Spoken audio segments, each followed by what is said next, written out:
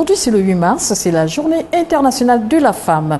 Et à cette occasion, la chaîne Label Radio et Télévision se fait le plaisir de vous présenter le premier numéro de Entre elles de 2019. Pour en parler, nous avons 4 charmantes femmes qui vont faire comme ça la promotion de la femme africaine. C'est quoi les droits des femmes aujourd'hui? Quelles sont les perspectives? Quelles sont les attentes? Qu'est-ce qui reste à faire par nos différents États à travers le continent africain?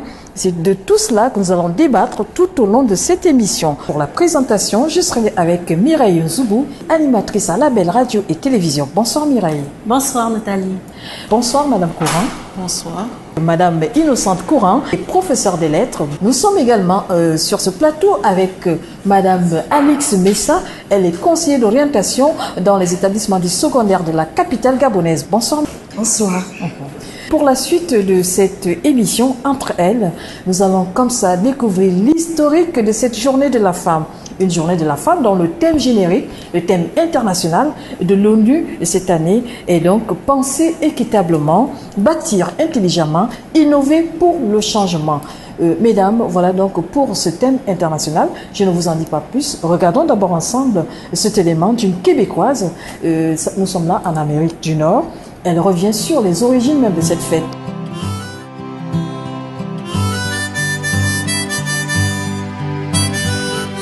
Sert à se rappeler qu'il faut être mobilisé. C'est pas une fête, là.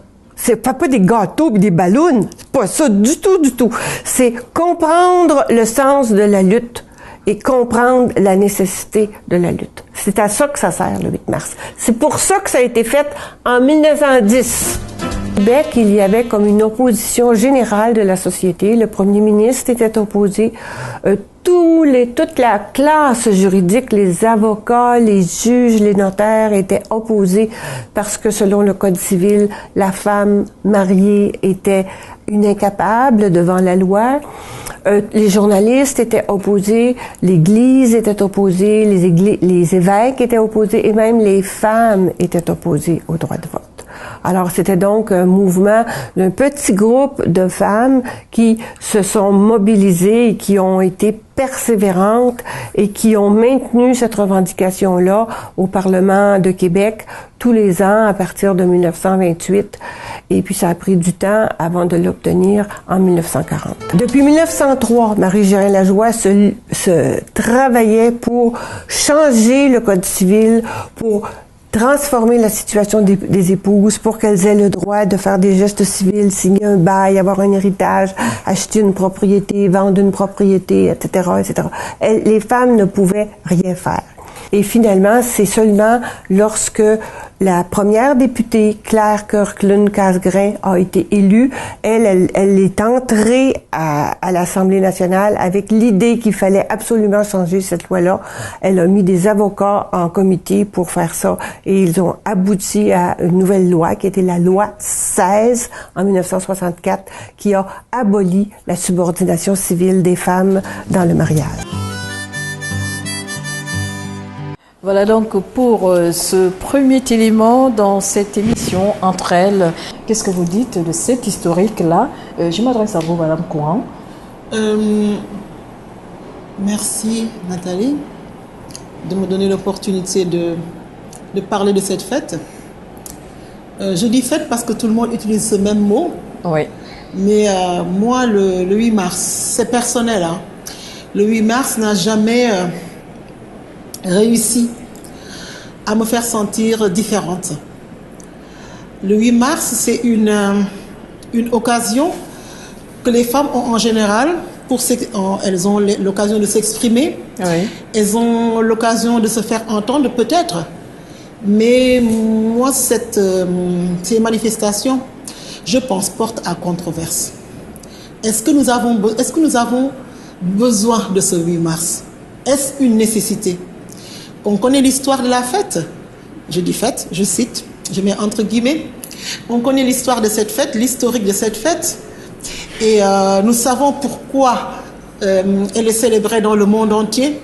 Mais au final, qu'est-ce que nous avons eu à acquérir? Qu'est-ce que nous avons eu de plus depuis 2018? Et si on se pose des questions par rapport à aux possibilités d'obtenir des avancées. Depuis 2018, nous n'avons rien eu de nouveau. Et sur le plan continental, sur le plan continental, il n'y a rien eu de nouveau. Ça n'a pas changé en 1 an. Est-ce que ça a changé en 2 ans, en 5 ans? Je ne pense pas. Je pense que cette prise de position par rapport aux festivités, elle devrait être personnelle. C'est votre point de vue. C'est mon point de vue. On devient pas. Personnellement, chaque femme doit penser. Ouais. C'est-à-dire penser comment avancer personnellement. Et si chaque femme avance, tout le monde avancera. Mais quand c'est un mouvement de masse, tout le monde fait semblant de faire quelque chose, tout le monde croit qu'il y a quelque chose, mais au final, ce qui est certain, depuis 2018, nous n'avons pas avancé. Si on parle d'avancer par rapport aux acquis, oui. aux acquis, justement. Alice, qu'est-ce que vous en dites par rapport à cette origine de la... Le 8 mars, pour moi, je ne vais peut-être pas à tous les coups partager le point de vue de Madame Courant, mais déjà dire que pour moi, ce n'est pas une fête. Je préfère l'expression journée, mais pas une fête. Alors, c'est une journée de plus qui rappelle une certaine lutte, qui rappelle un souvenir. Mais le 8 mars devrait être inscrit dans l'esprit de chaque femme. Chaque jour peut être un 8 mars pour s'épanouir, pour exprimer ce qu'on ressent et vive.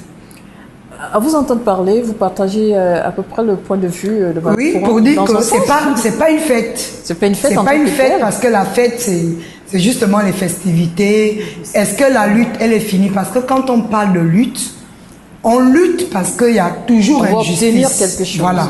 Pour obtenir quelque chose qui devrait nous revenir. Or, le 8 mars, c'est une journée, je préfère, qui marque le souvenir de certainement qui a eu des soulèvements comme on a vu dans le reportage. Il y a eu des réclamations, il y a eu des affirmations. Et donc, la journée est un souvenir, mais chaque jour devrait être un 8 mars pour nous, pour réclamer quelque chose dont nous devons avoir en tant qu'individu. Mireille, qu'est-ce que tu en penses? Oui, il faut dire que les problématiques diffèrent selon les régions. Micheline Dumont nous a parlé de l'histoire des femmes, de cette lutte au Québec. Oui. Et je pense que dans cette partie du monde, c'est vrai qu'il y a eu des avancées, parce que lorsqu'on parle du Québec, on voit également Michaëlle Jean, qui a été troisième femme à occuper le poste de gouverneur général du Québec. Donc peut-être dans cette partie du monde, il y a eu des avancées et maintenant il faut qu'on se focalise sur l'Afrique, sur peut-être différentes régions parce que les problématiques diffèrent suivant beaucoup de choses. Et que dites-vous de ce thème international, penser équitablement, innover pour le changement, bâtir intelligemment? Mireille? Pour moi, ce thème déjà propose une réflexion pour trouver, je dirais, les moyens innovants justement pour que la femme puisse d'abord avoir ce dont elle a droit, et ensuite pour qu'elle puisse construire, comme on le dit, bâtir de manière intelligente, de manière pensée, de manière avec méthode. Nous allons poursuivre avec ce débat féminin axé sur le 8 mars. Aujourd'hui, nous célébrons le 8 mars, les droits acquis et des femmes à travers le monde entier. Nous allons d'abord au Sénégal avec Penda, qui est le point focal au Sénégal. Avec elle, nous allons découvrir la thématique qui a été retenue pour 2019. Penda, si tu es en ligne, bonsoir. Bonsoir Nathalie, bonsoir Mireille. Nous sommes en direct de Dakar au Sénégal où nous célébrons aussi cette journée mondiale des droits des femmes. Cette année, le thème retenu par ONU Femmes, comme vous l'avez sitôt dit, penser équitablement, bâtir intelligemment et innover pour le changement, qui parle d'innovation, bien entendu, parle de multiples secteurs, des multiples secteurs où sont présentes en continu ces femmes actives, notamment dans la transformation agricole, dans le secteur du numérique, du digital, de plus en plus, on l'a vu, avec la montée des startups. Ces femmes innovent au quotidien, on peut le voir, c'est un constat réel au Sénégal. On apportera bien sûr plus en plus de détails tout au cours de cet entretien, de ce débat. À noter juste qu'on est en période d'élection. On était dans un contexte d'élection présidentielle où on a noté également l'engagement citoyen de ces femmes qui se sont mobilisées pendant toutes ces semaines, qui sont politiques. On a eu des femmes leaders. Le leadership est toujours dans sa lancée. On a des femmes comme Amsatou Sow Sidibé engagées, des femmes comme Aïssata Tall Sall qui ont fait partie de ces grosses coalitions pour ces élections 2019. On note aussi la majorité de la participation cette année à ces élections présidentielles, c'était les femmes, c'était des jeunes. On parlera bien sûr de financement, d'autonomisation des femmes. On reviendra avec plus de détails. Merci à toi, Penda. Nous serons avec toi tout au long de cette émission, avec tes invités depuis Dakar là-bas. Nous allons décortiquer ensemble le thème international, le sous-thème du Sénégal qui a accès à l'innovation et à l'autonomisation de la femme rurale au niveau du Sénégal. Nous verrons tout ce qui a été fait par les autorités là-bas en termes d'acquis, en termes d'innovation dans le secteur de la lutte pour les droits des femmes au Sénégal. Alors, sur le plateau, nous revenons pour débattre de cette thématique du Sénégal. On voit qu'au Sénégal, là-bas, les autorités sont collées à la thématique internationale qui est bâtir intelligemment, innover pour le changement et puis penser équitablement. Mais au Sénégal, l'accent est mis sur la femme rurale. Alors, Mireille, ce sous-thème du Sénégal, peut-être un mot? Oui, c'est vrai, l'accent est mis sur la femme rurale parce que lorsqu'on parle généralement du 8 mars, on voit des femmes politiciennes, on voit beaucoup les femmes politiques, les femmes qui ont quand même atteint un certain niveau dans la société et souvent ces femmes rurales sont un peu en reste. D'où l'utilité pour ce 8 mars de repartir vers ces femmes parce que lorsqu'on parle de femmes rurales, on parle d'agriculture et l'innovation, le thème innover pour le changement, c'est aussi ça, c'est aussi permettre à ces femmes comme ça de mécaniser cette agriculture pour innover, pour changer. Alors, Madame Courant, quand on parle de la femme rurale au Sénégal, on parle de la femme qui vit en zone rurale. Et aujourd'hui, les autorités du Sénégal ont décidé de mettre un accent particulier vers ces femmes-là, surtout dans l'aspect numérique. Les portables, la numérisation de leurs activités afin qu'elles soient de plus en plus visibles. Qu'est-ce que vous en pensez? Oui, je pense que c'est une bonne initiative. Et au Sénégal, il y a eu des systèmes qui ont fonctionné pour que les femmes soient mieux éduquées, pour que les femmes soient averties. Il y avait un système pour les vaccins. Ouais. C'était un parrainage, c'est-à-dire, ou bien c'était la marraine, il y avait le Badiane Gor. Badiane, ça signifie tante paternelle, ça peut glisser jusqu'à signifier marraine. Oui. Et le Gor, c'est le quartier. Alors chaque quartier, chaque pâté de maison avait sa Badiane. Et c'est par rapport au vaccin, les Badianes demandaient aux enfants scolarisés d'avoir des carnets. Ou bien c'est la Badiane elle-même qui allait, elle connaît les personnes qui habitent dans le pâté de maison, elle allait de maison en maison pour répertorier les enfants qui sont en âge d'être vaccinés. Et ça a très bien fonctionné. On a pu éradiquer certaines maladies contagieuses qui n'existent plus au Sénégal avec cette action de Badiane Gor.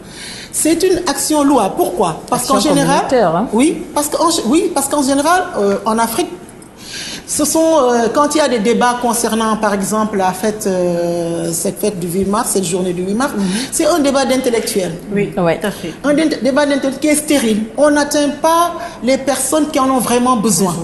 Alors, ce système de Badiane Gor qui a bien fonctionné pour les vaccins, je pense qu'on pourrait l'appliquer tout le temps, pas seulement quand il y a une histoire de 8 mars, tout le temps. Que c'est des personnes qui aient une pyramide, qui part des personnes plus averties, et que justement qu'on en vienne aux concessions, qu'on entre dans les maisons, dans chaque maison. Et ça se fait dans les quartiers en ville, ça peut se faire au village. N'est-ce pas cette structure qui permettra à chacune de pouvoir intervenir à son niveau. Et oui, parce que Quand les femmes sont instruites, elles sont bien à l'aise ensemble. Mais qu'est-ce qu'on fait des autres? Et si toutefois on a de la peine à décoller, c'est parce que les femmes ne sont pas assez éduquées. Parce qu'elles ne suivent pas au même moment. Voilà. Non, c'est parce que justement, il y a quelquefois des comportements égoïstes de certains intellectuels qui sont tranquilles dans leur confort. Et qui oublient que si toutefois ça ne bouge pas en bas, rien de beau ne pourra se faire en haut. Et c'est ensemble que les femmes doivent travailler. Voilà, ensemble. Donc, l'intellectuel qui est dans son bureau, qui est en ville, qui est dans son administration, devrait de temps en temps penser aux autres. Non, elle ne devrait pas de temps en temps. Elle doit être tout le temps. Tout le temps. En communion, en communication. On parle de numérique. En communication avec les autres. On doit parler de la femme qui est instruite, de la femme qui est chercheuse d'argent, parce que voilà. Mais aussi celle qui est toujours dans sa cuisine, celle qui s'occupe de son bébé, celle qui pense à sa mère qui est malade et qui n'a pas le temps d'aller aux réunions où tout le monde se fait voir, il faut être vu. Alors, Alix? Je voudrais revenir sur le grand thème, si vous me permettez. Oui, pensez. Je suis bien d'accord avec bâtir intelligemment et innover ensemble pour le changement. Mais penser équitablement, je trouve que arrivé au 21e siècle, penser encore ne suffit plus. Il faut peut-être agir équitablement déjà, parce qu'on a trop pensé.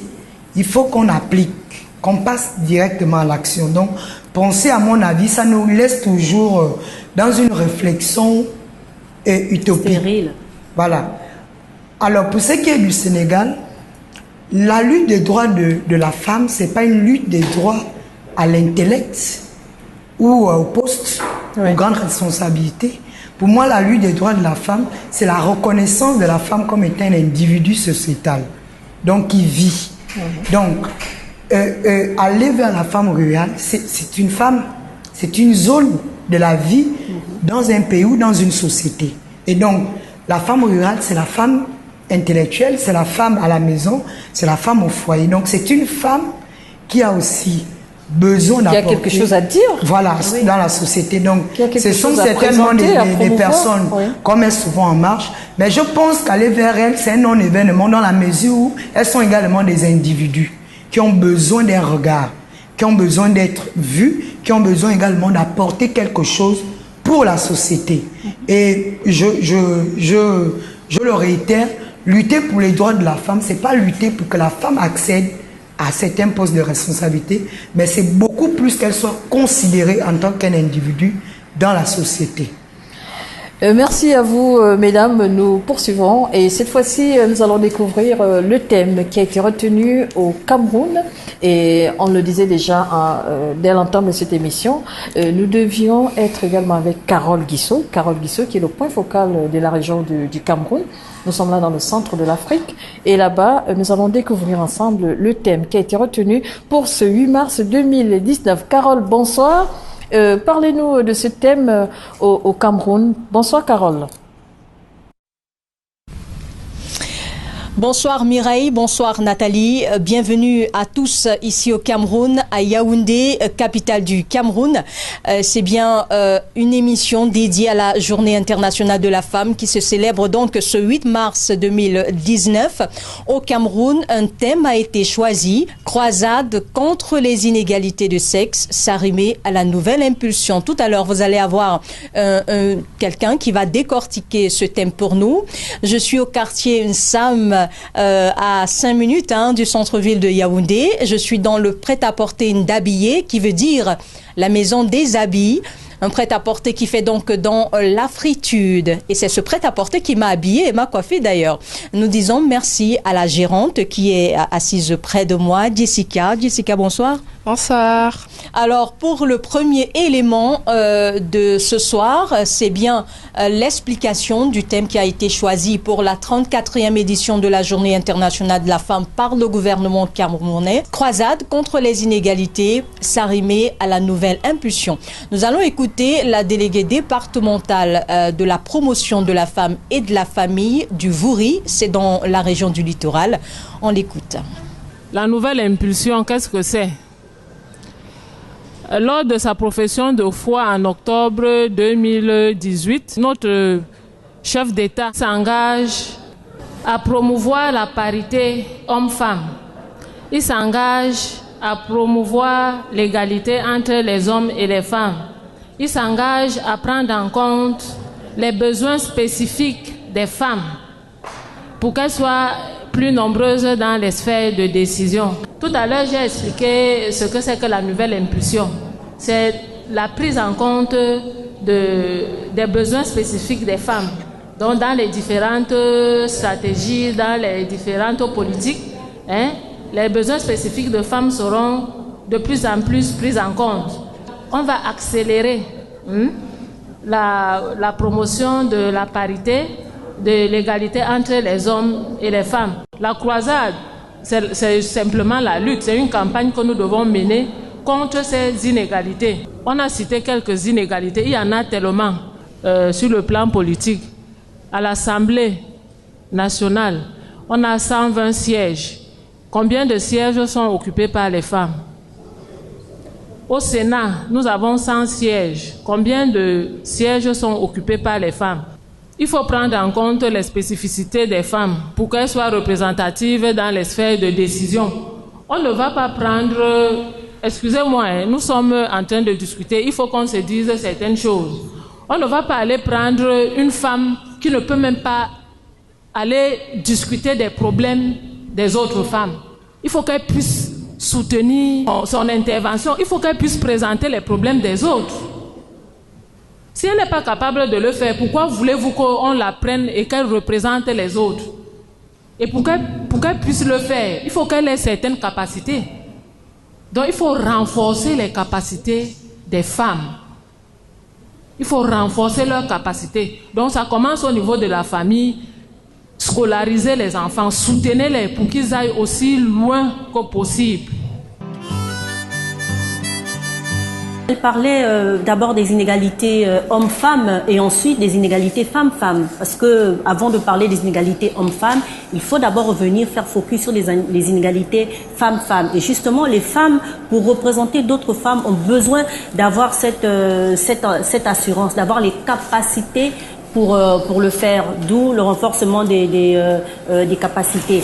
Et je voudrais aussi revenir sur le sens de ce 8 mars fête au Cameroun. C'est vrai que la femme camerounaise, dans tous les domaines de sa vie, intègre, je dirais, la fête. Lorsqu'elles font des tontines, les femmes camerounaises ont l'aspect fête, que ce soit la femme rurale, que ce soit la femme citadine. Et lorsqu'on parle de l'aspect fête, c'est vrai, on voit boire le manger, mais ça n'inclut pas que cela. Ça inclut également un cadre de réflexion, de discussion sur cette thématique de la femme. Et c'est de cette manière que la femme camerounaise parle de sa lutte. C'est tout simplement ça. Alors, Madame Coran, pour ce 8 mars au Cameroun, on met l'accent sur la lutte contre les inégalités. À en croire la journaliste, notre correspondante locale, les inégalités sont récurrentes, sont criardes dans les milieux au Cameroun. Qu'est-ce que vous en pensez? Je pense que le Cameroun, c'est l'Afrique en miniature. Ce n'est pas une expression que j'ai inventée. Non. Et justement, si toutefois ces inégalités sont criardes au Cameroun, on les retrouve partout en Afrique. Ouais. Ce qui est étonnant, c'est que les femmes, elles sont en train de se plaindre, parce qu'il y a des inégalités. Mais je pense que la première, ou bien le premier ennemi de la femme, c'est la femme elle-même. Tout à fait. Les femmes sont des individus qui transmettent les traditions. Et il y en a qui sont très vives pour transmettre les mauvaises traditions, parce que tout n'est pas bien chez nous. Et justement, les femmes, elles doivent se recentrer sur l'essentiel, quel que soit le pays où elles se trouvent. L'essentiel, c'est l'éducation des enfants. Qu'elles arrêtent de courir derrière les maris. Qu'elles courent derrière les enfants. Quand vous dites qu'elles arrêtent de courir derrière les maris, qu'est-ce que ça veut dire? Qu'elles soient plus centrées sur leur foyer? Oui, ça veut dire? Le foyer sont les enfants. Les questions de jalousie, les questions de... Faites allusion. Les foyers sont les enfants. Le foyer sont les enfants. Parce que je pense que l'essentiel dans une maison, c'est le bien-être, le confort des enfants. Et je vais revenir à un exemple très banal, mais du quotidien qui est horrible. Quand les meilleurs morceaux du plat reviennent au mari sur la table et les enfants prennent, voilà. Alors que c'est les enfants qui ont besoin de grandir. Le mari, lui, il est ce qu'il est, voilà. Qu'on s'en occupe plus vraiment. Dès qu'il y a des enfants, je pense que les parents doivent devenir les esclaves des enfants. Et je pense que le mari doit devenir l'esclave de ses enfants. S'il n'est pas conscient de cela, que la maman des enfants le ramène à sa juste condition, qu'il reste un père et que les enfants soient les priorités. Je pense que si les femmes se focalisent davantage sur leurs enfants, le monde, l'Afrique serait encore meilleur. Entre l'homme et la femme, c'est quoi l'égalité? L'égalité, c'est le droit fondamental des individus. Le Gabon, pour parler de notre pays, comme disait Madame Courant, le Cameroun, c'est le Gabon, c'est le Congo, c'est le Sénégal, etc. Donc, on n'est pas en marge. Alors, si nous ramenons le débat au droit, comme ils ont retenu au Cameroun, ça veut dire que si le droit existe, pour dire que l'homme et la femme sont égaux en droit, à partir de ce moment, je veux être clémente pour dire que les femmes sont victimes du droit ou de l'application du droit. Parce que quand nous voyons en Occident, qu'est-ce qui protège la femme blanche? C'est son droit, donc sa démocratie, pas en termes politiques, c'est l'application du droit qui fait que connaissant mon droit, ma constitution, je m'affirme et le droit est capable de me protéger. Or, en Afrique, on a souffert justement du fait que le texte existe. Parce que le Gabon, par exemple, a radié la Déclaration universelle des droits de l'homme de 1789, de 1948, la Charte africaine des égalités des citoyens de 1981 et récemment en 1990, la loi nationale sur la liberté des citoyens. Donc ça veut dire que la loi existe, mais c'est au niveau de l'application, au niveau de l'Afrique. Alors, quels sont les pesanteurs? C'est la tradition, la culture, qui pèse beaucoup plus chez la femme africaine. Et elle est forte, comme disait madame, pour la transmettre aux enfants. Les stéréotypes et les préjugés viennent depuis l'enfance. Pour dire que le garçon, par exemple, ne va pas faire la vaisselle, c'est la jeune fille qui vient faire, elle est faite pour... Même dans les jouets que nous donnons aux enfants, voilà. On ne va pas acheter une voiture à une fille alors qu'elle peut toutefois une voiture. Conduire, voilà. Pour revenir sur le point du Cameroun, où j'ai noté, alors la dame parlait de l'Assemblée. Mais l'Assemblée, s'il y a plus d'hommes et de femmes, de mon point de vue, je ne pense pas que ça soit de la faute de l'État, encore moins des hommes. Pourquoi? Parce que les femmes, Mireille, tu le disais tout à l'heure, c'est d'abord un problème d'estime de soi. S'il y a une élection, on ne nomme pas un député, on vote un député. Alors s'il y a une élection, moi en tant que femme, je dois d'abord me sentir capable de me présenter en vue d'être votée pour que je sois représentative au niveau de l'Assemblée nationale. Donc le problème, il est là. La femme aujourd'hui est vue comme un enfant.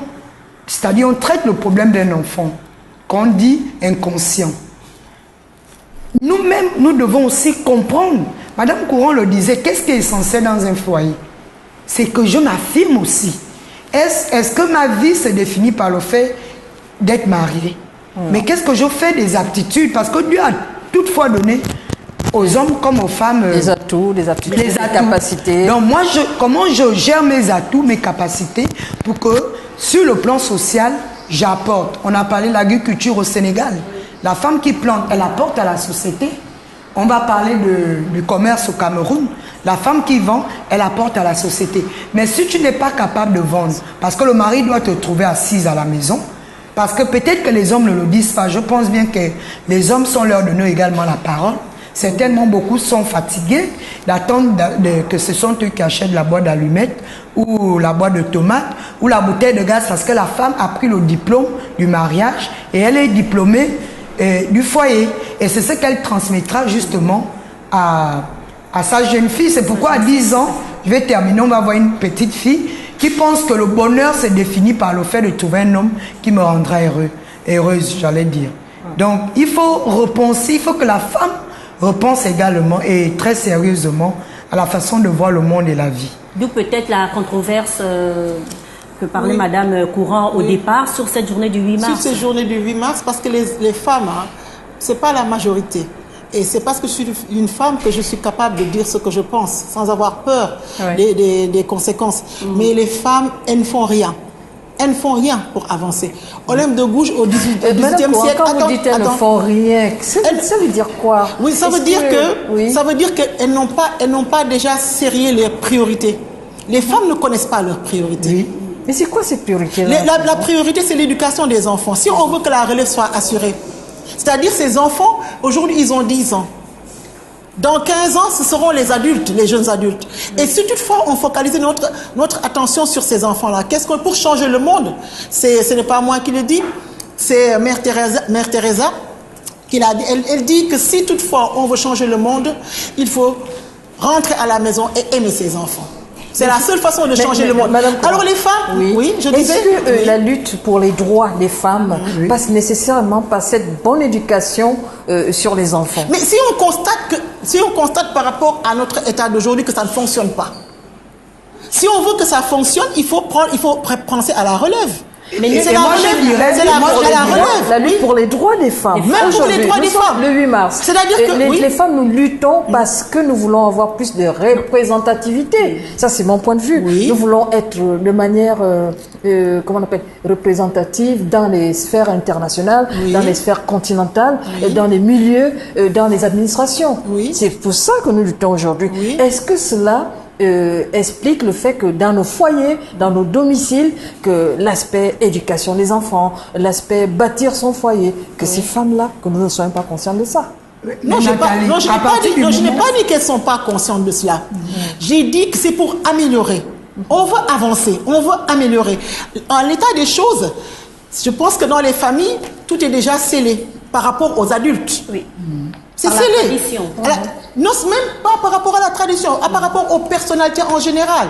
Les hommes, ils ont ce qu'ils veulent. Ils font ce qu'ils veulent. Par exemple, quand une femme veut être indépendante, ce n'est pas toujours bien vu. Et souvent, ce n'est pas bien vu par la belle-mère et les belles-sœurs. Je ne parle pas de l'époux seulement. Même quand l'époux veut faire, n'est-ce pas, des actions positives pour son épouse, les premières à s'y opposer, ce sont les autres femmes. D'accord? Alors là, ce qui veut dire que quelque part, je ne suis pas pessimiste, mais c'est un peu râpé, quoi.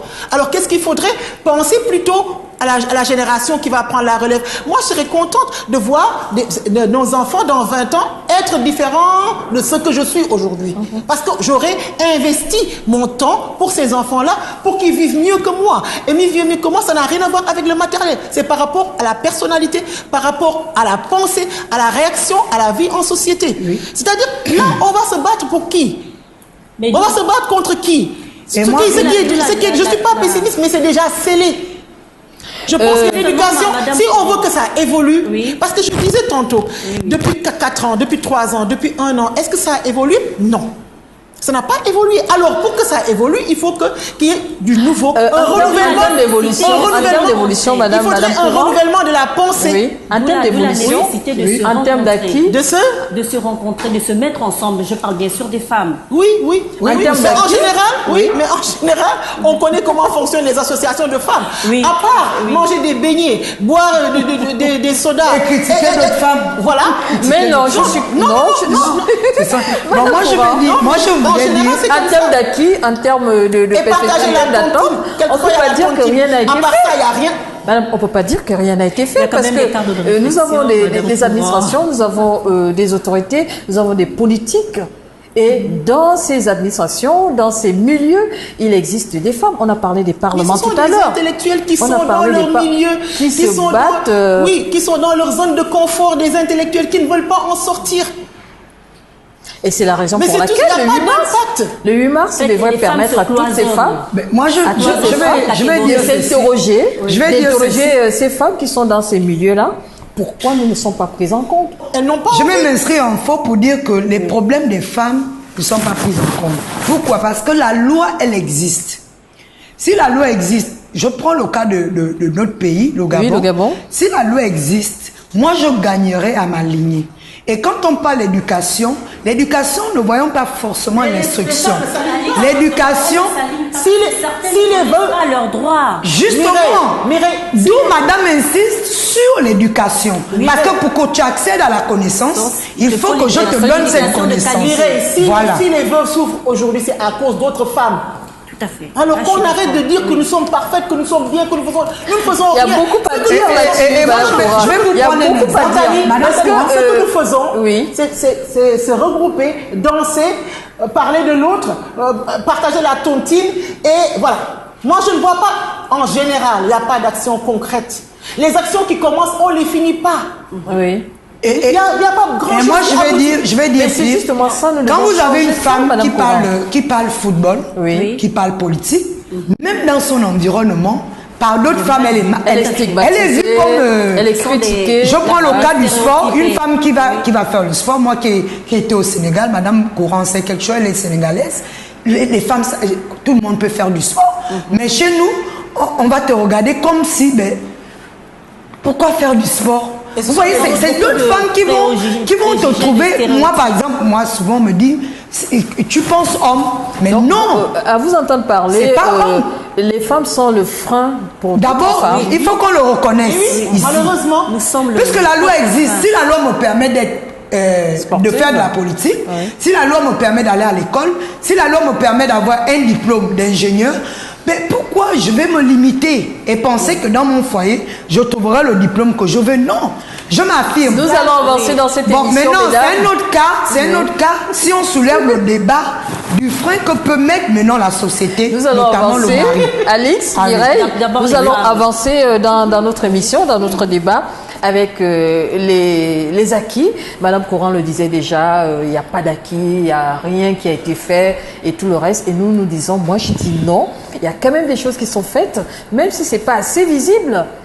D'où la célébration de cette journée aujourd'hui. Il y a quand même des choses qui sont faites, reconnaissons-le, mais demandons plus, œuvrons plus pour qu'on ait davantage. Et en termes d'acquis, justement, nous allons parler de la décennie de la femme au Gabon, nous parlerons de la célébration de la journée des veuves, c'est un acquis au niveau du Gabon. Nous parlerons également des acquis au Sénégal, nous parlerons des acquis au Cameroun, autant de choses qui ont été faites grâce à la lutte des femmes, et grâce à la démarche entreprise par plusieurs femmes à travers le continent africain. Penda, si tu es en ligne, bonsoir. Bonsoir Nathalie. Même si on note la non-présence de candidates femmes cette année, 2019, n'empêche que dans la gouvernance, dans la parité, elles se battent au quotidien. C'est un combat continu. On peut parler bien sûr d'innovation, comme c'est le thème retenu cette année par ONU Femmes. Innover pour le changement, bâtir équitablement et penser intelligemment. Bien entendu, qui dit innovation parle de perspective, de changement, de moyens qui permettent vraiment d'aller de l'avant. Mais de quelle innovation parle-t-on réellement? De quel changement pour l'Afrique, pour le Sénégal? Mon invité de ce soir apportera bien entendu plus d'éclaircissements sur ce sujet. Penda, on a beaucoup parlé des droits de la femme. Il y a des avancées, il y a des acquis. La parité, ça fait partie des avancées. Et dans le cadre de l'autonomisation de la femme également, nous avons beaucoup d'avancées. Nous avons beaucoup d'avancées sur les technologies modernes, dans la production, notamment dans la transformation des produits locaux. Nous avons aussi beaucoup d'avancées concernant le financement des femmes. Là, j'avoue qu'au Sénégal, dans ce domaine, il y a beaucoup d'avancées. Nous avons des fonds qui sont mis en place avec une discrimination positive à l'égard des femmes. L'État du Sénégal a commencé par le Fonds de la femme, dédié exclusivement aux femmes. C'est de 100 000 à 5 millions. Donc, c'est une avancée. Nous avons également un fonds qui a été mis en place récemment. Je ne peux pas dire récemment, il y a 2 ans, c'est le fonds coïtien. Le fonds coïtien également permet la promotion de l'accès des femmes au crédit. C'est un fonds mis en place par l'émir du Qatar, l'émir du Koweït et le gouvernement du Sénégal. Un fonds d'environ 3 à 4 milliards. Pour accéder à ce fonds, il faut que la femme ait un projet à valeur ajoutée dans la production agricole, l'élevage, l'aviculture, la commercialisation de produits locaux, etc., sauf pour le commerce et l'éducation. Nous étions là avec le professeur Fatou Kiné Dial. Elle est donc femme leader au Sénégal. Qu'est-ce que vous en pensez en termes d'acquis au Sénégal. Je ne parle pas pour le Sénégal. Je vous ai donné tantôt, je parle pour l'Afrique en général. Tantôt, j'ai évoqué le système de Badienougor. Ça veut dire qu'au Sénégal, il y a des situations qui fonctionnent parfaitement et gérées que par les femmes. Mais je parle en général. Par exemple, le problème du veuvage, on n'en parle pas au Sénégal, ça n'existe pas. On ne parle pas des veuves qui souffrent, etc. Parce que justement, sur le plan traditionnel, comme sur le plan des textes de loi, il y a, n'est-ce pas, des comportements qui mettre la veuve dans un certain confort. Je ne dis pas que c'est parfait, mais ce n'est pas comme dans certaines situations, dans certaines sociétés, dans certains groupes sociaux en Afrique où la veuve est maltraitée. À la limite, on dirait que c'est elle. C'est comme si on lui reprochait d'avoir tué son époux. Ça n'existe pas au Sénégal. C'est pourquoi quand je parle, je ne parle pas du Sénégal en particulier. J'aurais pu le faire, mais je parle de l'Afrique en général. Et par rapport à l'Afrique, c'est là où je ne vois pas vraiment d'avancée. Pourquoi? Parce que ces mêmes mères qui se battent pour s'engager dans du petit commerce, être autonomes sur le plan financier, ces mêmes mères-là, quelquefois, marient leurs enfants trop tôt. Ça servira à quoi? Alors, ces mêmes mères excisent leurs filles. Ces mêmes mères donnent leurs filles aux plus offrants. Pourtant, elles se battent pour le petit commerce, pour les nourrir. Je pense que c'est pourquoi, il faut parler de cette éducation-là qui permettra à chaque femme de faire de telle sorte qu'elle améliore sa propre vie, mais qu'elle pense aussi à la relève. Si les mêmes déboires, les mêmes problèmes sont renouvelés, parce que chaque génération chaque génération est en train de refaire les erreurs de la génération précédente, on n'évoluera pas en tant que femme. C'est de ça dont je parle. Alors moi, je vais dire que je suis né dans une génération où j'ai trouvé que la femme, justement, par rapport à l'histoire, est bien reconnue. La femme est, si je prends le cas du Sénégal et du Gabon, particulièrement, la femme est reconnue et, on va dire, récompensée à sa juste valeur dans certaines situations. Alors, mais l'idée que la femme puisse se placer comme une victime ne me sonne pas bien. Pourquoi? Parce que je me dis, tout ce que la femme doit obtenir ou qu'elle a doit se faire de manière naturelle, puisqu'on est dans la problématique de l'égalité.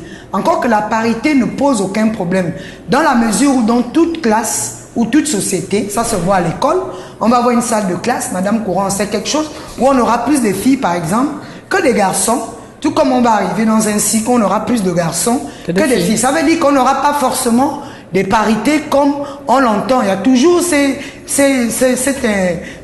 concept d'impair qu'on retrouve. Mais l'égalité étant un droit, la femme doit être récompensée, pas parce qu'elle est victime, mais parce qu'elle est un individu. Et donc, s'il y a eu évolution, évidemment, les textes ont été votés, c'est pas pour que ça reste en marge, c'est pour que justement on me reconnaisse pour mon travail et que je sois récompensée, pas parce que je suis une femme, pas parce que je suis faible, mais parce que j'ai des aptitudes et des aspirations pour exercer. Ces lois, ces textes en question sont dans les tiroirs. Qui va aller les chercher dans les tiroirs? Justement, c'est nous. Vous avez parlé du 8 mars tout à l'heure. Oui. Et puis, il y a une lutte, peut-être qu'on ne s'est pas compris quand Mme Courant et moi parlaient, il y a une lutte personnelle aussi que nous devons mener. Je vais prendre le cas, par exemple, aux États-Unis, Katherine Johnson, physicienne, qui est la première femme allée à la NASA. Ce sont des luttes où l'entourage ne croit pas en toi. Oui. Mais si toi, tu crois en toi-même, tu vas obtenir. Ça ne doit pas être de la mendicité, ça ne doit pas être des plaidoiries, ça doit être que je m'affirme. Et en m'affirmant, on me reconnaît ce que je vaux. C'est pas parce que je suis une femme, je suis pas faible, je suis un individu avec des aptitudes à part entière. D'où le 8 mars, on commence d'abord par une lutte personnelle, comme le disait Marie, collective. La femme aujourd'hui ne doit plus être vue comme une victime. Mais si j'obtiens d'abord la femme, elle se victimise. Le 8 mars existe, on n'y peut rien, mais je te dis, ça va toujours exister, oui, tant qu'on n'atteint pas la parité. Mais Olympe de Gouges n'a pas attendu le 8 mars, elle a vécu bien avant, elle était au XVIIIe siècle, elle a dit que si les femmes, quand il y a eu la déclaration des droits de l'homme et du citoyen, elle a fait la déclaration des droits de la femme et de la citoyenne. Elle a dit que si les femmes, n'est-ce pas, sont capables de marcher, parce qu'elle a été guillotinée parce qu'elle défendait les femmes. Si toutefois les femmes peuvent être sur l'échafaud, elles doivent aussi être à la tribune. C'est-à-dire dans les instances de décision. Elle a raison. Alors, et puis, par exemple, il y a quelquefois des situations personnelles. Nous pensons aux femmes qui ont eu à avoir le droit de vote. Moi, par exemple, je ne raterai jamais un scrutin. Beaucoup de femmes ont perdu leur vie pour que moi, aujourd'hui, j'ai pu avoir le droit de voter. Oui. Mais le droit de vote n'est pas tombé du ciel. Non. Le droit de vote, c'était l'action des suffragettes. Même si, à un moment donné, il y a une situation particulière où les hommes étaient tous morts.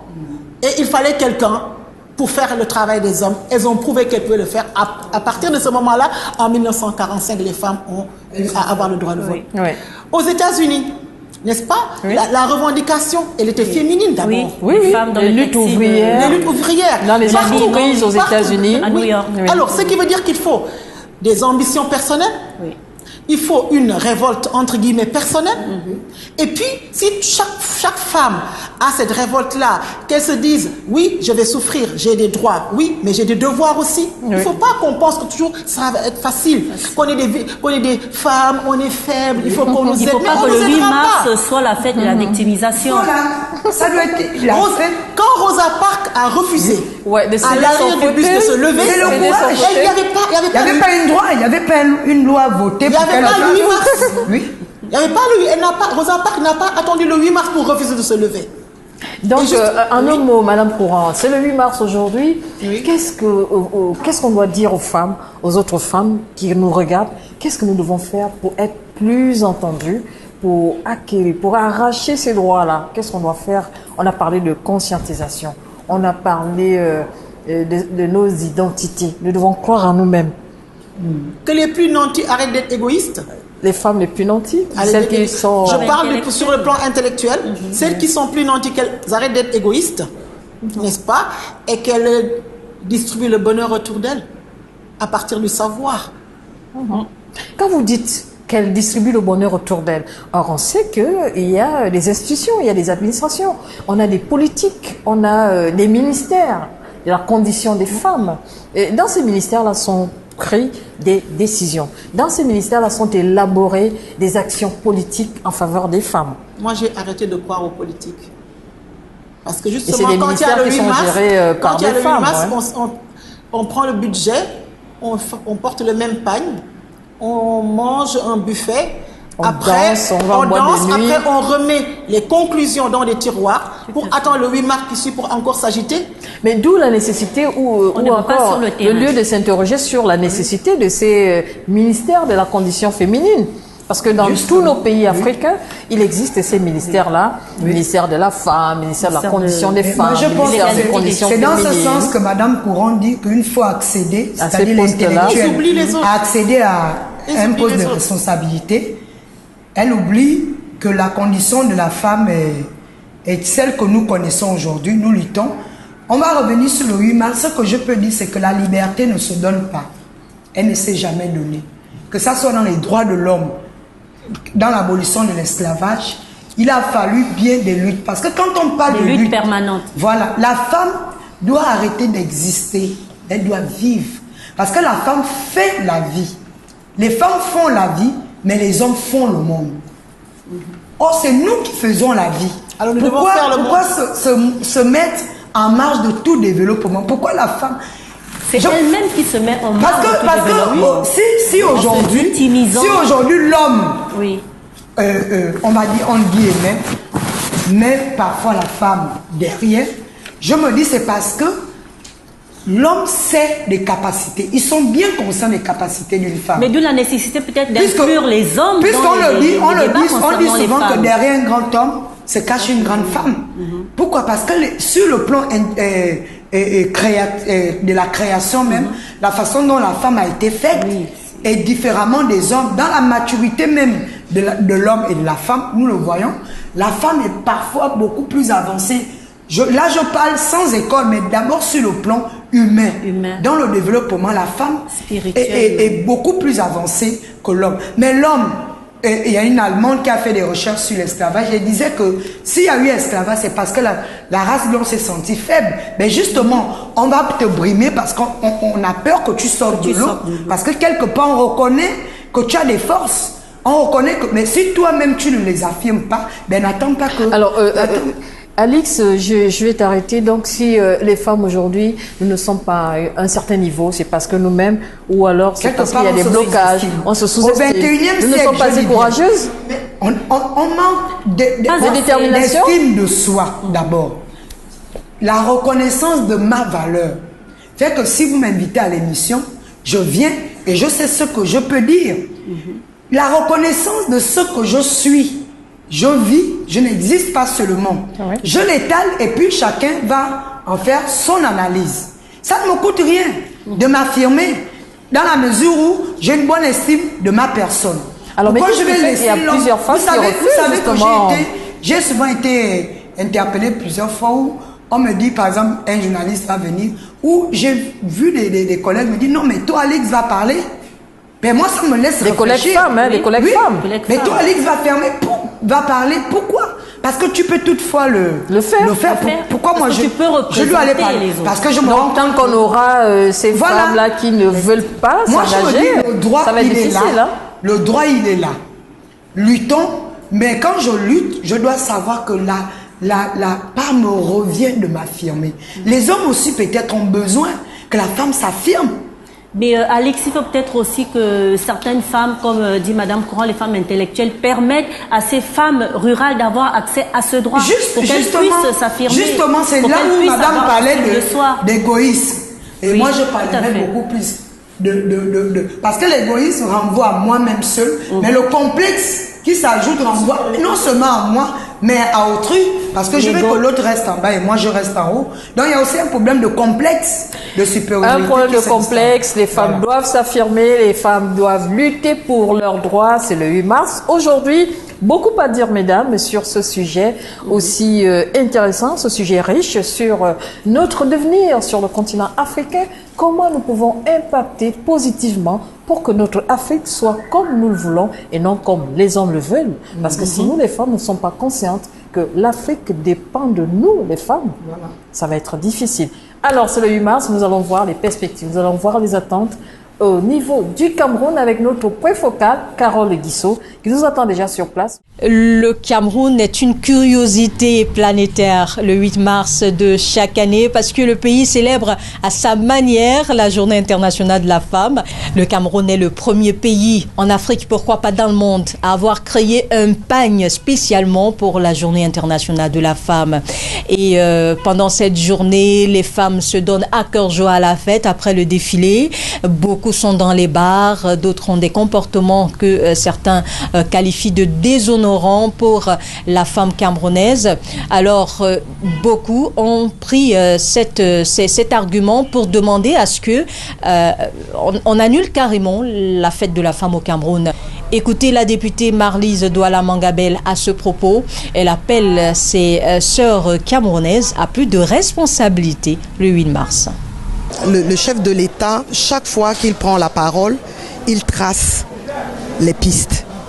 Maintenant, les pilotes qui vont décoller sur ces pistes, s'ils font des sorties de pistes ou des ratés de décollage, là, le président de la République va simplement constater et prendre les décisions qui conviennent pour ramener l'avion sur la piste. Mais je pense que dans ce qu'il a dit, dans tous les deux discours, ces deux derniers discours, il est clair que pour lui, nous sommes en train de passer à autre chose. Et ce n'est pas pour lui. Lui, j'imagine que tous les Camerounais le savent.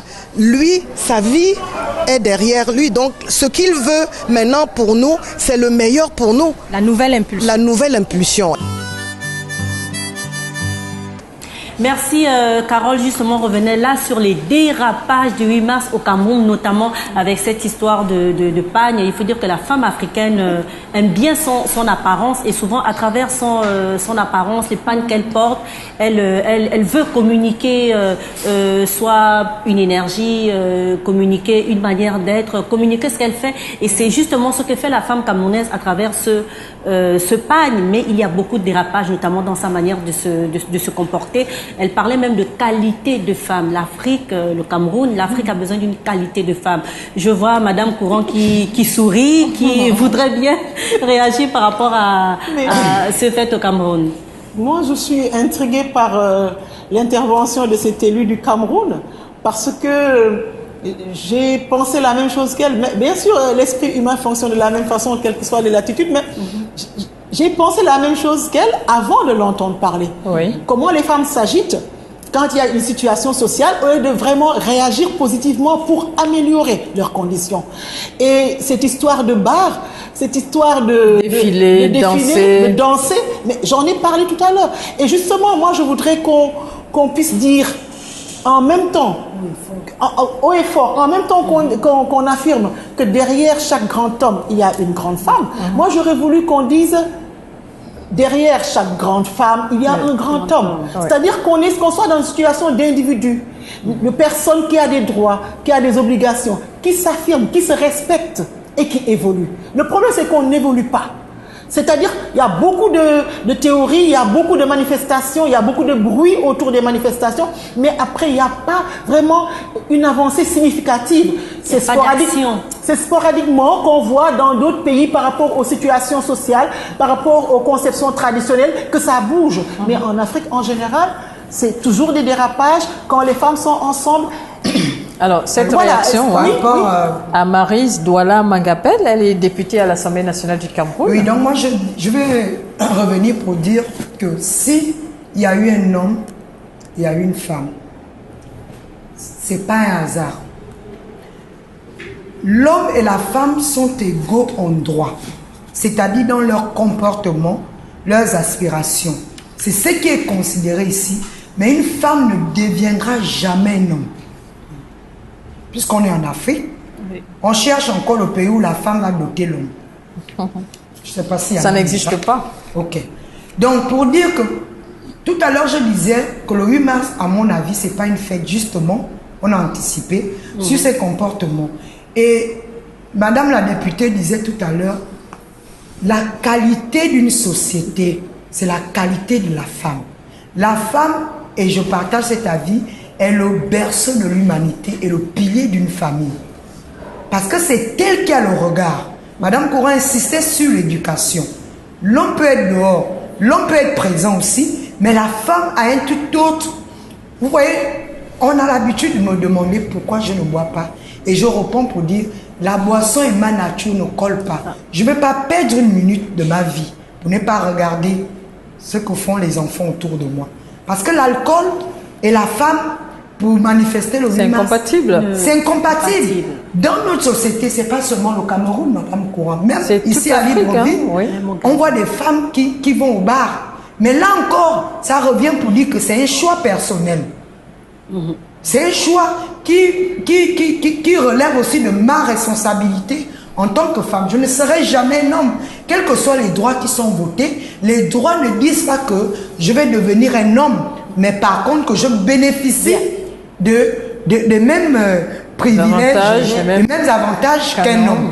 Donc, ce que Madame disait tout à l'heure, c'est qu'on a besoin des femmes et des hommes, puisque la troisième partie de notre thème général, c'est innover, pour le changement. Donc les femmes à cette occasion on va innover. Si nous prenons aussi notre 8 mars comme l'occasion où les hommes vont dire, mais elles sont dans les bars. Elles sont dans les bars. Parce que si on donnait un 12 mars ou un 14 mars aux hommes, je ne pense pas que la problématique devait être dans le bar, puisqu'on peut boire à tout moment. Mais prenons des thèmes comme on est aujourd'hui. La femme, c'est l'occasion, elle peut faire des assemblées à la maison, discuter. C'est aussi l'occasion, pourquoi pas, de repenser éducation en tenant compte de toutes les couches de la société. Du développement sociétal. Pourquoi pas raconter à l'enfant l'histoire de Rosa Parks, de Catherine et de toutes ces grandes femmes qui ont réussi dans l'histoire de la femme. Pourquoi penser en guillemets, comme disent les jeunes, groove? Ok. On a vu également, avec notre correspondante sur place à Douala, il y a un pagne.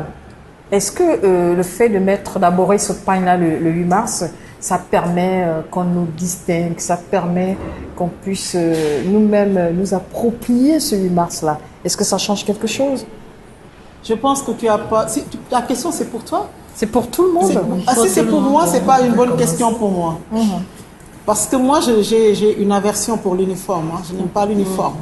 Et moi, je dirais... Uniformisé. Oui. Et moi, je dirais, parce qu'elles insistent beaucoup, si vous avez remarqué, sur le pagne, Carole disait tout à l'heure que c'est le premier pays. Pour moi, l'habit...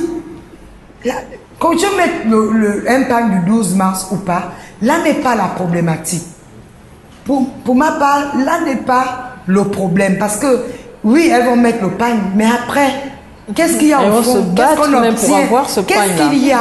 Et ce pagne-là, il coûte cher. Hein? Parce qu'à un moment donné, ça deviendra ridicule de porter le pagne si derrière le pagne se cache tout ce qu'on sait. Moi, je pense que le problème, il est ailleurs. L'égalité doit être réelle. La parité doit être réelle. Mon affirmation et ma personnalité doivent être réelles. Mais on peut aussi penser différemment par rapport aux femmes. Mais Madame Courant disait qu'elle n'aime pas l'uniformisation, mais c'est vrai que ça peut être aussi un langage. Ça peut être pour... nous faisons partie d'un même cercle. C'est-à-dire que nous devons revendiquer les mêmes droits. Ça dépend de quel côté on se il n'y a pas de... C'est le référentiel. Pour le pagne. Sur ce point, il n'y a pas... Mais moi, je me dis, là n'est pas la problématique du 8 mars. La problématique, c'est-à-dire qu'on peut tout... vestimentaire. On peut mettre dans le style vestimentaire, c'est renvoyer une image de dire on s'assemble pour la journée de la femme. Mais le problème réel reste celui du thème général que d'ailleurs elles ont retenu au niveau du Cameroun, qui est le thème de l'égalité réelle, puisque la loi existe. Elle est écrite, mais réelle, c'est dans les faits, mais non. Dans les avancées, comme disait Nathalie, quand elle parlait des avancées, occuper des postes, etc. Et que ces postes et que ces responsabilités soient réellement au mérite et à la reconnaissance de ce que je vaux. Et puisse servir à d'autres femmes. Et servir à d'autres femmes, voilà. Là, elle-même, elle a reconnu qu'il y a des projets, par exemple, qui sont en suspens. Oui, bien effectivement. Voilà, nous poursuivons avec notre émission débat avec les femmes qui sont sur ce plateau. Et cette fois-ci, nous allons découvrir la première femme procureure en Afrique du Sud. Chamila Batoyi a été procureure générale du KwaZulu-Natal de 2000 à 2009. Elle a passé ces 10 dernières années à l'étranger. Cet éloignement lui a permis de rester en dehors des luttes intestines qui minent le ministère public ces dernières années. Elle a servi en tant que conseiller juridique principal auprès du procureur de la Cour pénale internationale de 2009 à 2018. Ce poste à la Cour pénale internationale l'a éloignée des turbulences des années Jacob Zuma. La nomination de Chamila Batoyi a été unanimement saluée par la société civile et les éditorialistes. D'abord, pour la manière dont la procédure de sélection a été conduite. En effet, jusqu'à sa nomination, le procureur général sud-africain était nommé directement par le président, conformément à la Constitution. Cette fois-ci, le nouveau président Cyril Ramaphosa, qui a fait de la lutte contre la corruption son cheval de bataille, a constitué un groupe d'experts qui ont auditionné les candidats. Ces conditions étant retransmises en direct à la télévision, une première. Elle a été désignée par le président à l'issue de ces auditions, un choix judicieux. À ce moment de notre histoire, notre pays a besoin d'un parquet général au-dessus de tout soupçon, a précisé le nouveau président Cyril Ramaphosa lors de l'annonce de son choix à la presse. Lors de son audition, Chamila Batoyi, qui assure une totale indépendance vis-à-vis du président, a impressionné par son franc-parler. Le temps de l'impunité est révolu, a-t-elle lancé. Voilà, c'était là le portrait de Chamila Batoyi, procureure en Afrique du Sud, qui justement accède à ce poste de responsabilité dans une Afrique du Sud où on parle de plus en plus de corruption. Toujours dans le cadre de la célébration de ce 8 mars, aujourd'hui, nous allons comme ça voir le portrait d'une autre femme et cette fois-ci une Gabonaise. Angélique Ngoma est une femme politique gabonaise. Brillante femme, elle est très active dans le domaine associatif. Cette native de Mayumba, dans la province de la Nyanga, dans le sud du pays, a été déléguée nationale de l'Union des femmes du Parti démocratique gabonais. Elle a également été ministre des Affaires sociales, ensuite ministre de la Famille, de l'Enfance et de la Promotion de la Femme de 1999 à 2009. En octobre 2009, elle est nommée ministre de la Défense par le président Ali Bongo Ondimba, devenant ainsi la première femme à occuper ce poste depuis l'indépendance du pays en 1960. Poste qu'elle occupera d'octobre 2009 à janvier 2011. En 2011, elle est nommée ministre du Travail, de l'Emploi et de la Protection sociale. En juin 2015, Angélique Ngoma est élue à l'Assemblée nationale pour le second siège de la Basse-Bagno. Depuis 2017, elle est présidente du comité sur l'environnement et le développement durable. Et qu'est-ce que vous pensez de la nomination de Chamila Batoui en Afrique du Sud? Ça veut dire qu'on a le droit de croire en tous les possibles. Les femmes ont le droit d'être Angélique Ngoma. Oui. Les jeunes filles ont le droit d'être Angélique Ngoma. Les petites filles ont le droit d'être cette procureure de l'Afrique du Sud. Chamila Batoui. Chamila Batoui, comme tu dis, mais elles ont aussi, si elles ont aussi envie d'être des hommes, qu'on les laisse être des hommes. Ouais. Il ne faut pas donner des limites aux femmes. Ouais. Si une femme, ça c'est pour caricaturer, a envie de doter un homme, laissons-la doter un homme. C'est parce que c'est quand il y a des limites que certaines s'arrêtent. Mais quand la femme sait qu'elle a tous les droits, elle peut tout faire, on verra des merveilles en ce qui concerne les femmes. Pour en revenir aux femmes qui dotent les hommes, bon, on a une Afrique plurielle. Hein. Il ne faut pas penser que ça se passe comme ça, partout, par rapport à ce que nous savons, ce que nous vivons. Il y a des pays où, par exemple, je ne parle pas de l'Inde, je parle de l'Afrique. Oui. En Afrique, il y a des femmes qui vivent la polyandrie. Oui. En Afrique centrale, c'est une femme qui a 2 époux. Alors, il ne faut pas penser que ce que nous vivons, c'est ce que tout le monde vit. L'Afrique est plurielle. Moi, ce que je veux dire, qu'on laisse les femmes avoir tous les droits. On est libre. On veut devenir un garçon, qu'on devienne un garçon. Parce que justement, si les filles ont le droit d'être un garçon, il n'y aura plus de limites. Et non pas à avoir des métiers d'hommes, des métiers de femmes. C'est parce que justement, certains métiers sont cantonnés, les femmes sont cantonnées à certains métiers qu'elles pensent qu'elles ne peuvent pas aller ailleurs, même si ça change quelque part. Mais lorsqu'on parle de droit, on parle aussi de devoir. Oui, bien sûr, de devoir. C'est-à-dire qu'elle n'a pas peur de s'engager dans une Afrique du Sud aussi gangrénée par la corruption, n'est-ce pas, par tous ces par vices, par l'impunité. Elle n'a pas peur, parce que justement, elle ne se voit pas de limite. Oui, Alex? Oui, elle vient d'aborder. C'est-à-dire qu'il y a une nomination, il y a l'état du pays, mais il y a la personne. Ce que vous voyez. Ça veut dire qu'on aurait pu la nommer, on aurait pu ne pas la nommer également. Alors, le pays est comme il est, rien ne va changer pour le moment. Mais voilà une femme à qui on a certainement proposé, qu'on a nommée, qui s'engage et accepte cette lourde responsabilité. Le tout ne va pas se jouer sur le fait qu'on l'ait nommée, mais c'est sa force. Sa force d'esprit, assumer cette fonction. À pouvoir assumer, c'est là où justement va jouer ce qu'elle vaut, ce qu'elle est, pour qu'elle fasse du mieux qu'elle peut le temps qu'elle sera là.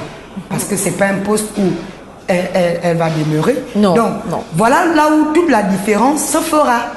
Et justement, il y a eu déjà cette différence parce que pour qu'elle soit à la tête du parquet d'Afrique du Sud, il a fallu qu'on siège.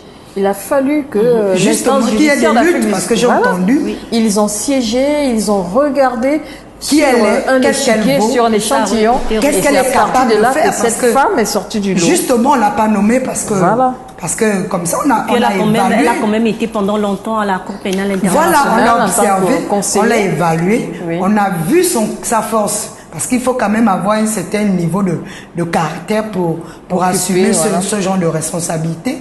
Et je vais rejoindre madame dans le sens où on l'a nommée. Elle va assumer. Elle fera du mieux qu'elle peut. L'histoire retiendra ce qu'elle aura fait. On a parlé de ses prédécesseurs qui ont écrit également leur histoire. Elle vient, elle va écrire son histoire à elle.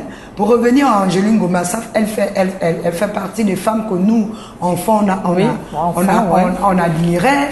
Je vais parler d'Edith Bongo, que j'admirais beaucoup parce que pour moi c'était une intellectuelle qui pouvait parler sans lire un discours. Elle a milité également pour les luttes, pour s'affirmer. Elle a créé pour rester en vie. Quand bien même on peut mourir, mais ce qu'on laisse, les traces que nous laissons derrière nous, nous gardent éternels sur terre. Donc Angéline Gomez a également impacté nos vies. En tant que petite fille, on a vu assumer les postes de responsabilité de ministre. On a vu ce qu'elle a fait. Moi, je reviens pour dire que c'est beaucoup plus personnel. C'est le courage qu'il faut, aller au bout de nos responsabilités, rester fidèle aux engagements que nous avons pris, ne pas un matin claquer la porte parce qu'il y a la pression qui est là, il y a les obligations. Elles sont restées fermes et elles ont fait ce qu'elles ont pu à leur époque.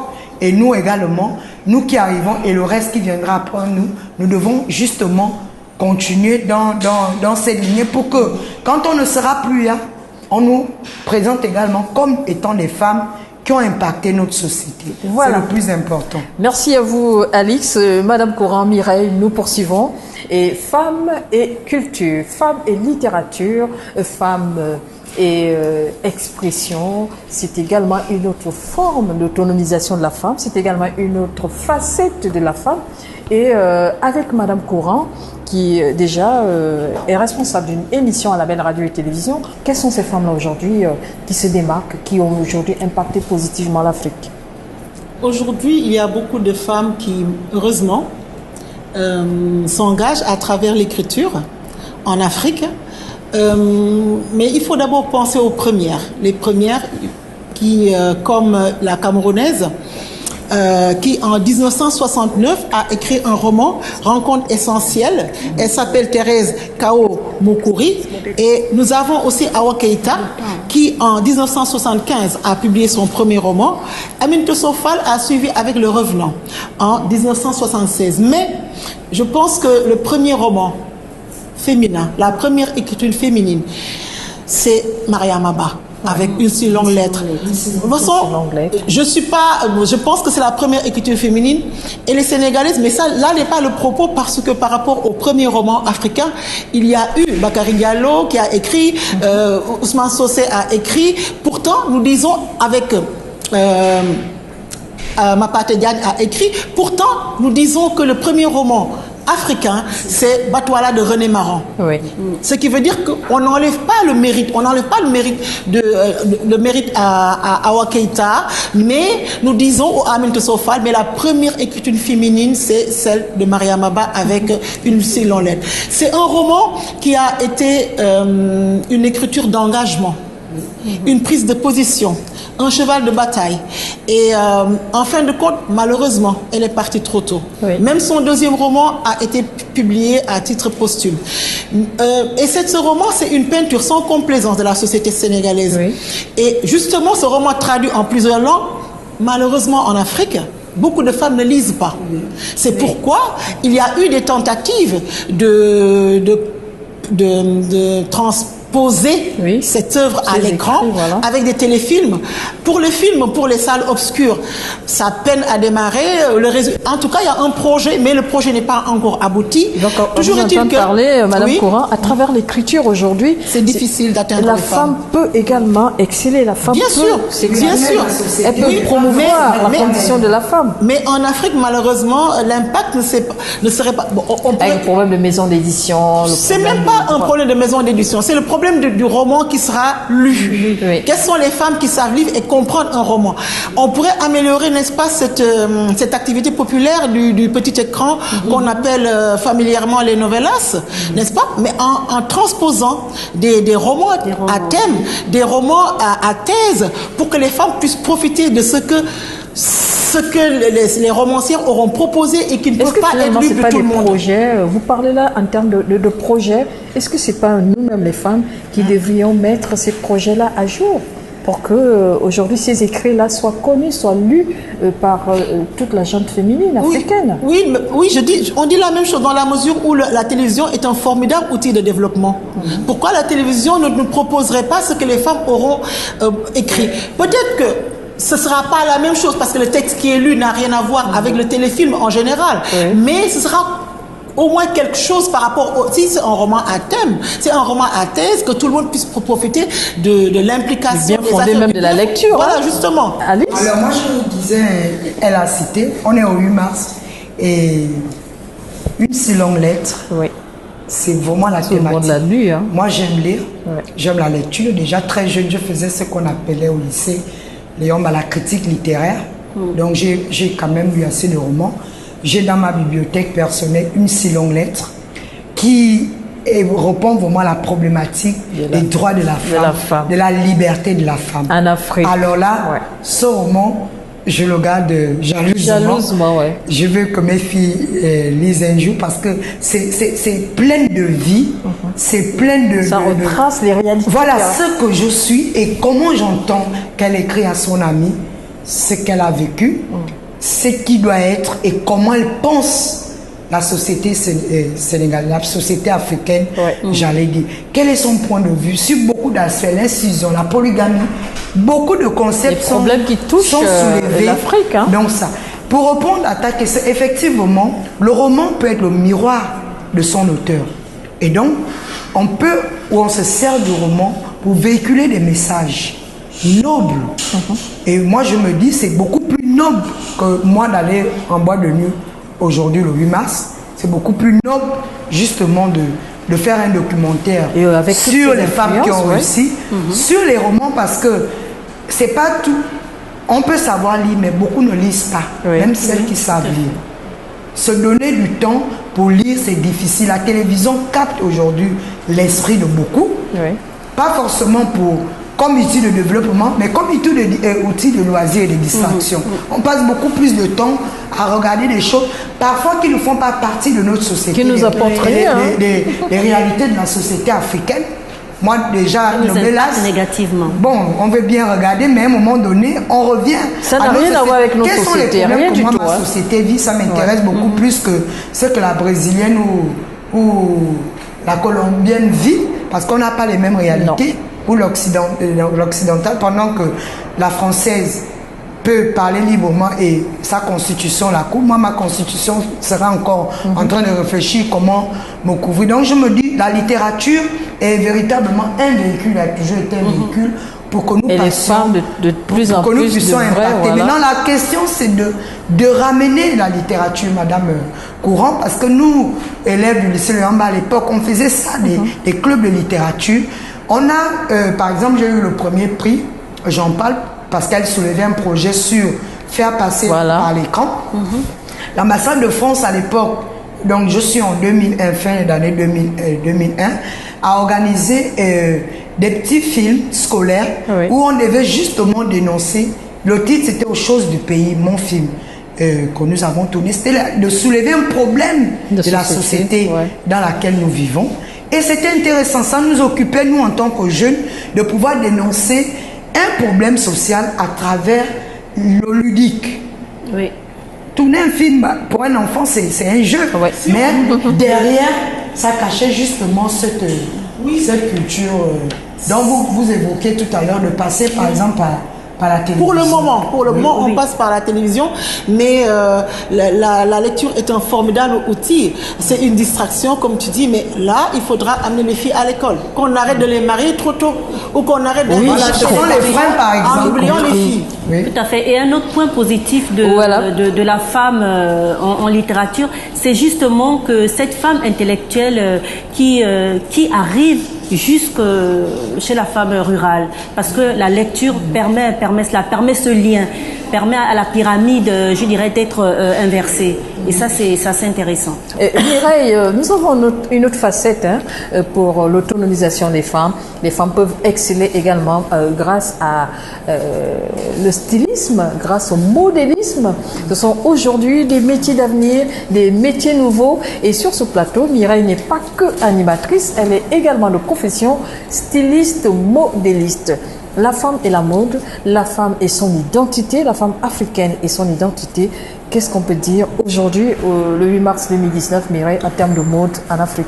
On peut dire qu'aujourd'hui, la femme africaine ne se contente pas de prendre tout ce qu'on lui propose en matière de mode. Mais aujourd'hui, elle réfléchit sur les textiles, sur les couleurs qui lui ressemblent, sur son style, sur sa dignité. Et je vous propose justement de suivre une petite histoire sur la mode et sur les créatrices africaines.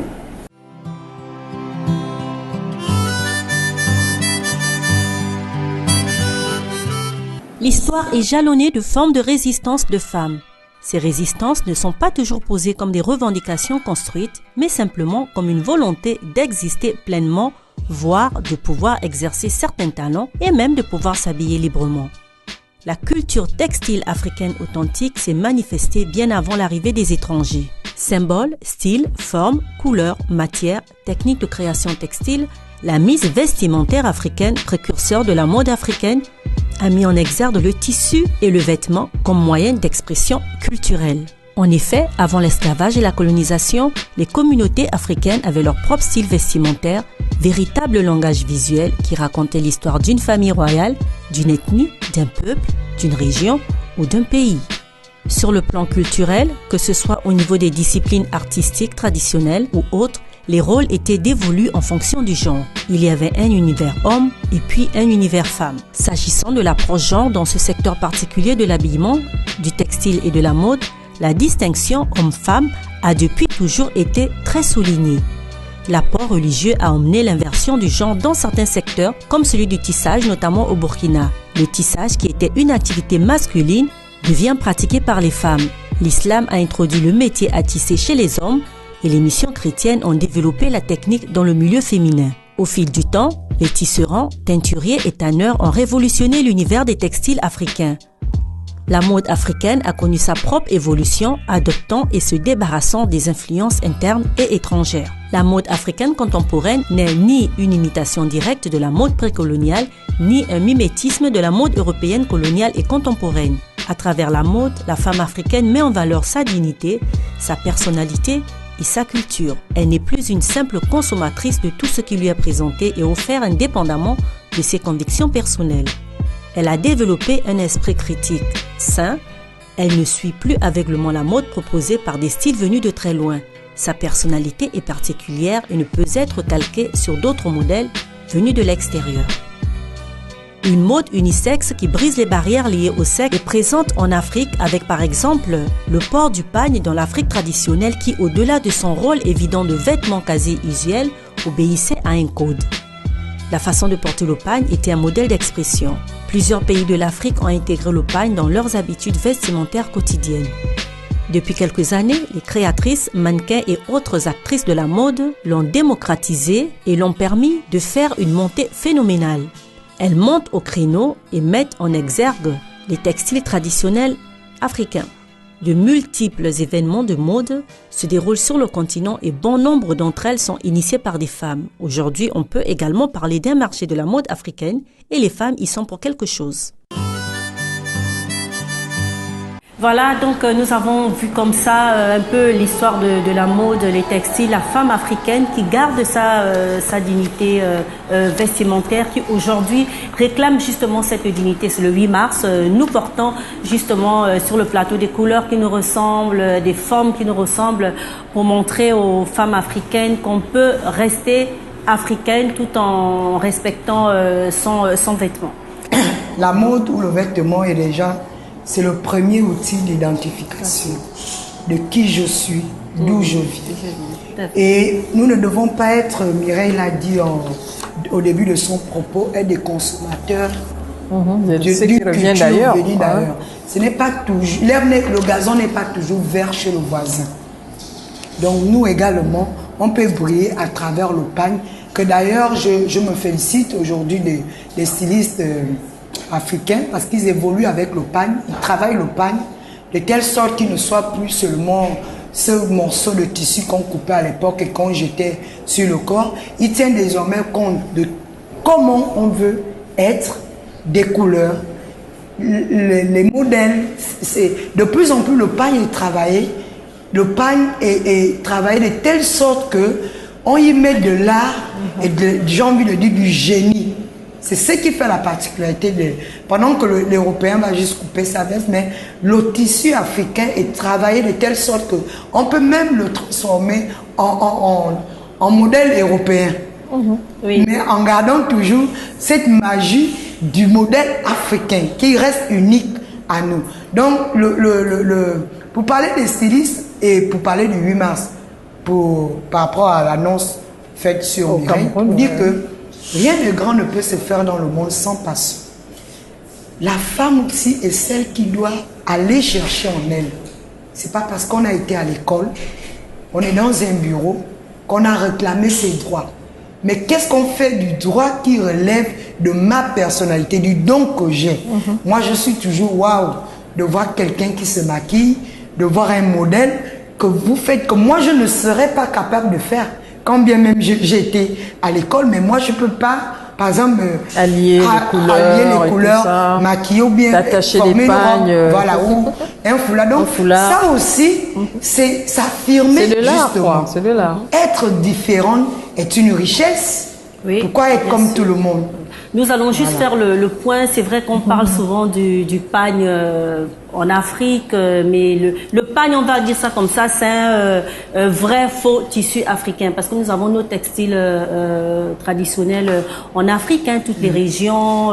Il y a de magnifiques pièces textiles, mais c'est vrai que l'africaine, je vais parler de la créatrice africaine, tient vraiment le pagne dans ses mains, mais n'oublions pas quand même que c'est un tissu qui vient d'ailleurs, et nous avons adapté les symboles africains, nous avons adapté les couleurs et voilà. Madame Courant, un mot sur la mode africaine aujourd'hui? Sur la mode africaine. Moi, au lieu d'être influencé par tout ce qui vient de l'extérieur et tout ça, est-ce qu'il ne serait pas bien qu'on puisse nous identifier aujourd'hui à travers notre pagne, tout simplement? Oui, mais il y a les intellectuels de la mode, les stylistes. Oui. Après, il y a les consommatrices. Que nous et sommes. Chez les consommatrices, oui. je ne vois pas vraiment. Si je généralise à toute l'Afrique, je ne vois pas de mode africaine. C'est vrai qu'il y a certains pays où c'est vraiment ancré dans les traditions de s'habiller à l'africaine, si je peux parler comme ça. Oui. Mais dans d'autres, ce n'est que le folklore. Quand on doit être vu de tout le monde, on arbore des couleurs, des formes qu'on ne porterait pas tous les jours. Non. Alors ce n'est plus de la tradition, c'est du folklore. Le folklore, ce n'est pas la culture. Le folklore, ce n'est pas le respect de soi. On le fait pour être vendu. Mais après, quand c'est sérieux, de la culture. Et quand c'est sérieux, on va porter des vêtements occidentaux parce qu'on aura honte dans certaines situations de s'habiller comme au village. Alors tout simplement, moi je vois pas cette mode-là. Si on revient aux perruques synthétiques, je pense que les Africaines ont définitivement rompu avec leurs cheveux naturels. Tout le monde cache ses vrais cheveux dans des perruques. D'accord? Après qu'on ne vienne pas me parler de coiffure africaine. De coiffure africaine, quand on se marie, on ne peut pas faire des tresses. Pourquoi? Parce qu'il faut mettre un tissage. Parce que quand on se marie, c'est sérieux. Quand on se marie, on porte du blanc. On ne sait même pas que symbolise ce blanc-là. Pourquoi est-ce que les Occidentaux s'habillent de blanc? Pourquoi est-ce que les Occidentaux portent du noir? Il y a toujours un symbolisme des couleurs. En Afrique, on mélange tout. Et quand on voit quelque chose dans un journal, on imite sans savoir les raisons pour lesquelles cette personne qui est dans le journal... Et ce travail-là, d'après vous, ce travail-là d'influence externe en matière de mode, qui doit le faire? Qui doit redonner l'identité à l'africaine qu'on est? Nous devons nous-mêmes Je pense que je t'ai parlé. Les stylistes, modélistes africains ou alors... nous-mêmes... Mais je t'ai parlé des intellectuels. De la mode sont les stylistes. Parce qu'il y a des intellectuels qui servent de modèle que tout le monde imite. D'accord? Quand le tatouage au henné existe depuis que l'homme pense en effectivement. Afrique. Mais il a fallu que Madonna le fasse pour que les femmes africaines qui se disent modernes osent le faire. Le wax, tout le monde le porte maintenant. Pourquoi? Parce qu'il y a eu des stars américaines qui les ont portés. Mais avant, quand on portait un wax, on était une analphabète. On était soit pauvre, soit ignorant. Et jusqu'à présent, ça subsiste dans certains milieux. Quand c'est traditionnel, on veut faire du folklore, on veut faire du tape à l'œil, on a dans certains pays même, je dirais, Madame Courant. Oui, tout simplement. Alors, cette mode-là, moi, personnellement, je ne la sens pas. Et je ne veux pas parler de la particularité du Sénégal parce que ce n'est pas le propos. Tout à fait. Mais moi, je vais rajouter pour dire qu'en dehors les intellectuels de la mode, on va dire les stylistes, mais il y a aussi un choix qui revient toujours à la personne qui consomme. Parce que la mode a un niveau de... Si vous remarquez bien, et quand je suis l'analyse de Madame Courant, la mode en réalité nous rend esclaves. Parce qu'on consomme. Quelle mode? On n'a pas la mode sur le style vestimentaire et sur tout ce qui vient de l'Occident. Elle a parlé par exemple de la coiffure. Aujourd'hui on est esclave. Pourquoi? Parce qu'on veut suivre, on fait le suivisme. Mais on va te dire, tu appartiens à quel siècle? Oui. Est-ce que vous voyez un peu? Alors je mets le tissage et la perruque simplement parce que il faut que je me conforme à la société. Mais est-ce que la conformité à la société est la vérité? Est-ce que c'est ma culture? Restons africaines. Voilà. Nous devons rester africaines. C'est le 8 mars, c'est la journée internationale des droits des femmes. Avant de nous séparer, mesdames et messieurs, chers téléspectateurs, nous avons un coup de cœur dans cette émission, un coup de cœur que vous allez découvrir à la fin de cette émission. Nous avons été également sur ce plateau avec Madame Innocente Courant, qui est professeure des lettres. Au revoir, Madame Courant. Nous étions également avec Madame Alix Messa. Elle est conseillère d'orientation dans les lycées secondaires de la capitale gabonaise. Alix, bonsoir et au revoir. Bonsoir. Mireille était avec nous. Elle est styliste modéliste. Elle est animatrice à la Belle Radio et Télévision. Au revoir, Mireille. Au revoir, bonsoir à tous.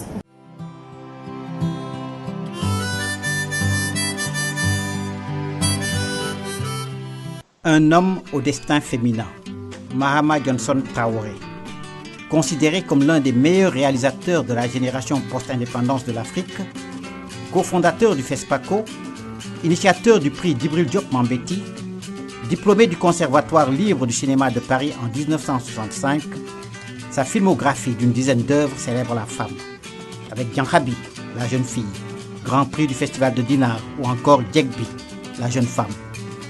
Son projet de film Nder ou les flammes de l'honneur met en scène les femmes de son pays natal, le Sénégal, et revêt la marque de son panafricanisme et de la lutte contre l'autorité injuste.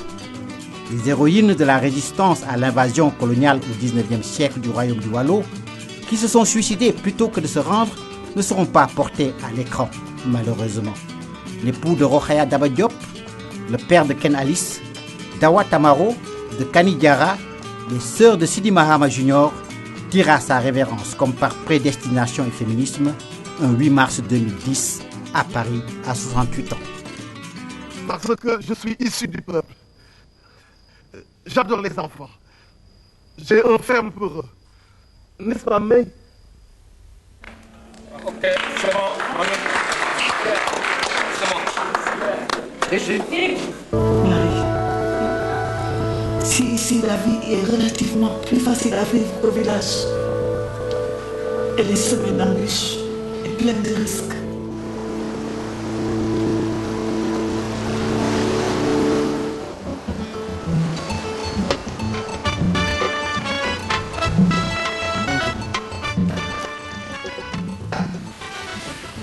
C'est pour vous.